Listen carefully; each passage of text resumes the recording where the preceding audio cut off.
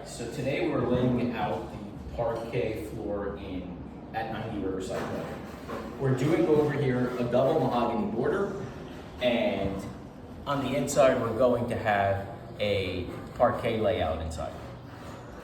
The most important thing when you lay a double mahogany border is to first map out your entire floor. So what we did today is obviously the first thing that you're seeing right now is the soundproofing. We have 10mm soundproofing throughout the entire floor.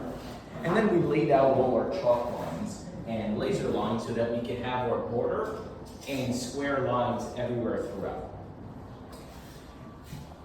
For a mock-up, we create our border, which is comprised of 2 solid in the back, a 1-inch inlay over here, and then another plank in between the inlays. The reason we did 2 in the back as opposed to 1, which is what you usually want to see, is because we have a very unique baseboard. Our baseboard is about 1.25 inches thick, and as you can see, it will take up the majority of this back plank. Had we removed this back plank and installed just what you would think is traditional, you would have had a situation where your molding would come very, very close to the inlay, taking away from the entire install.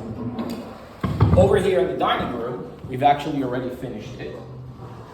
So here's an example of the dining room, which we've already installed the parquet and covered the floors, and now prepping for moldings. As you can see, the double inlay, the interaction with the baseboard, allowing you to have a very nice back border and bringing in the mahogany into the room.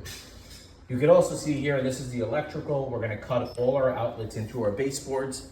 This is the next phase that we're gonna get into, basically router all of them in. And this is the profile of the baseboard sitting against the wood floor, which I think is a nice detail, keeps at least 1 solid plank out in front of the mahogany inlay.